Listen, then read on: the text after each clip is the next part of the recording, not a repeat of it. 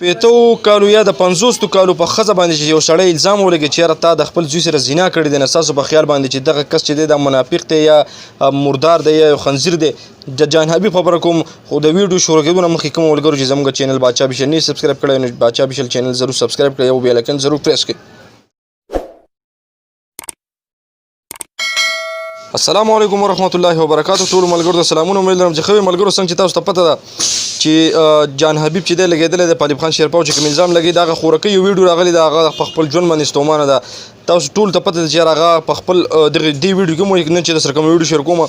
تاسو اول د هغې دا ویډیو ګورئ چې یاره د په کومې زنانه باندې الزام لګولی د هغه د 100 کالو ده او د طالب خان شیرپاو د مور په ځای د زه یم چې یاره بالکل د نیا په ځای باندې راځي او دا دومره بوډاخور چې دی د لاهور نه راخشي شوی دی، د ځانه کار راښکلی ده چې خلک چې وایي خپې په قبر کې دي، خو ده ته خدای په قهر شوی دی چې دا خو لا شکر په دې ساعت ته چې په دغه ټایم د طالب خان شیرپاو سره چې د ځوانه جنۍ نه وه یا وغیره که نه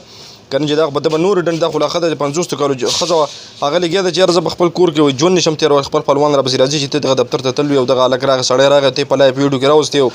بیا مختلف قسمه خبرې کولې چې تا د سر په دفتر کې څه کول. د دغې زنانه دا شارټ کلیپس دی تاسو ګورئ بیا راځو. 30 کالو عمر کې دی او زه را 50 کالو عمر کې مو دا 150 کالو عمر کې دی، نو ته ما په زوی تړې څنګه؟ نو د بیا ما پسې ویډیوګانې خپرې کړې وې او د سړي زه په ویډیوګانو کې راوستم. زما دونه سخته تبه د خفګانه ما ډېر د حیا وخت تېر کړی دی په کلي کې او کور په کور دا ویډیوګانې خورې دي، زه خو چا سره سترګې نشم لګو، زما په پاکه جامه ولې الزام ولګو.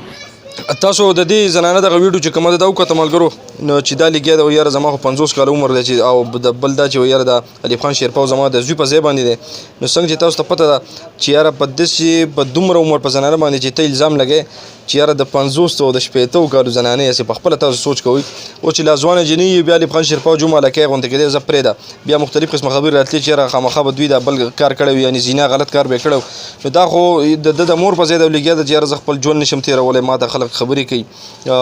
خپل خپلوان نه پورې خاندي، زه په کټ کې پرته یم تبه مې ده په خپله تاسو د خبرې به اورېدلې هم دغه ویډیو کې په دې کې شارټ کلیپ ځکه نه راځي یاره دا په کاپي رایټ سټرایک کې راځي او زموږ چینل بیا خرابوي.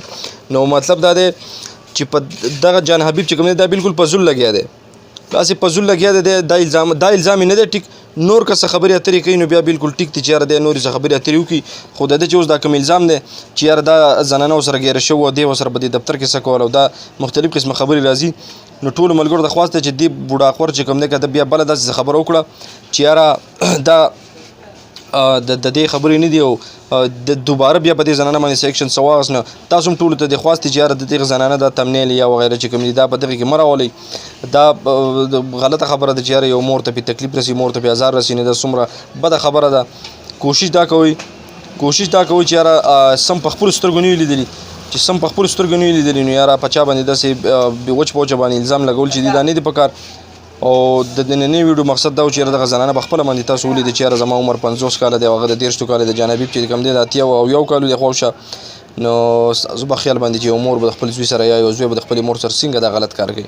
دا بالکل په زول الزام و او د دې زنانه نو قرار شي دا پته د تمنیل کوم راولي اوس په ډېر ملګرو چې تام په خپل تمنیل کې لوستي ده. بهرحال ستاسو د حقیقت ته ښودنې دپاره دغه ویډیو به تاسو کتلي مې دا د دغې لپاره دې کړي دي چې یاره ما هېڅ قسمه غلط کار نه دی کړی، د 4 کارو راسي زه د دفتر ته راځم د ما دواینې وغیره دا څه چې لګي هغه دی ماله راکوي.